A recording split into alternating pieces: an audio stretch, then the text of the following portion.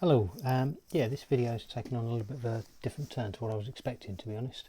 Yeah, I was planning to do just a standard showing off the last few figures I painted, which are these guys in front of you, Warlord Games French Voltigeurs, as I'm sure most people have worked out already.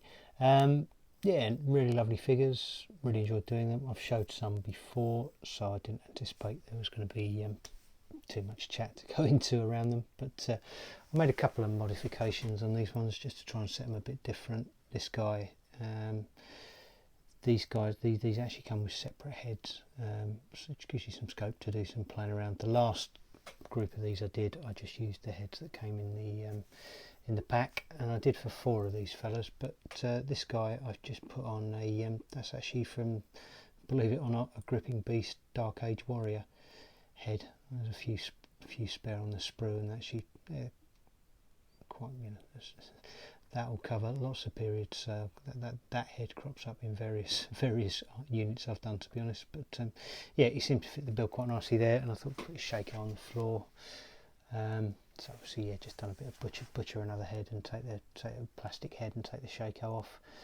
And then built up this head. I had to butcher another head to take the collar off, so I could then put the collar underneath it, so it sort of sat right, because he didn't have a collar which he needed. But it's all come together quite well. And then this guy at the back, I just put a forage cap on, which is there's plenty of them in the Warlord sets, so plastic sets, so just to make him look a bit different from the last group, really. So yeah, I think they worked out all right. I realised the guy with the forage cap doesn't have a tash, which everyone else does, and probably would have done. So yeah, there's some sort of story there. He's a youngster; they just drafted him in at the last minute. He will get around to growing a tash. He just hasn't managed it yet. Something along those lines. So yeah, another nice little unit. Pleased with them. Yeah, for shop practice, obviously. Not a lot else to say, really, or so I thought. And I'll now move into my likes and dislikes video, which I wasn't particularly planning to do. I've really enjoyed watching them, and it was a great thread and a great idea, but generally there's not much I'd say that I dislike really about the hobby. I enjoy painting the figures, playing with the figures, building them, the whole gamut, really. So I couldn't really have a lot to offer necessarily to the conversation. And the things I would have picked out as minor irritants, other people had already said anyway. Things like I must admit, cleaning up figures before you prime them or build them is a bit irritating. Taking off mould lines and the extra little bits of metal that hang off from the casting, but a fairly minor irritation, as I say, and a few other people had said it, so it didn't seem a lot of point me making a video to say that. Same thing around sort of painting horses. I don't hate it, but I don't know, it puts you off a little bit. I'm a bit daunted by a unit of cavalry because the horses are not as enjoyable. But yeah, again, lots of other people had said that, so it didn't really warrant a video. So yeah, that was how I was going to leave it. I wasn't, not trying to be antisocial or anything, but just didn't think I could add a great deal to it, really. So and then something happened last night, and I now have a very strong dislike. Yeah, I was ready to really rant on it last night, but I've calmed down a bit since. But yeah, varnishing issues. When I went to varnish these guys using the Army Painter anti-shine, it's my fault. I'd had a bit of a irritating day at work, and I was a bit grumpy at the end of that, and I wasn't really thinking. I went in the afternoon about 4 o'clock. It was a very hot day over here yesterday, sort of high 20s, and went into the garage, which had been in the sun all afternoon, to varnish these guys. I'd already gloss varnished them the day before, and that was fine, and then I laid down the anti-shine and got some severe frosting on them, which was, yeah, really annoying. Entirely my fault. As I say, you hear these horror stories all the time, and it never happened to me, so I didn't necessarily pay too much attention. It was far too hot and humid, and I should never have tried it. I certainly I'll learn that lesson. I won't do that again, I hope. But yeah, bit of a pain. So yeah, I now have a very firm dislike, and that is varnishing issues. So yeah, particularly with the frosting, with the matte varnish.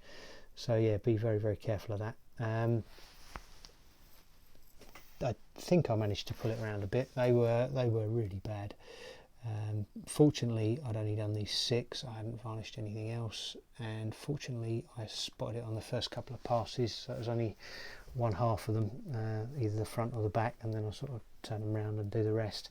So yeah, I only got half of them and just these 6 figures, but they look really bad. So cue various internet searches and YouTube searches, and there's all sorts of crazy ideas out there about how to fix it. I settled in the end, and there was some mad one, or I say mad, I haven't tried them, but wiping them down with white spirit and things like that, that's just as likely to strip the paint off as well.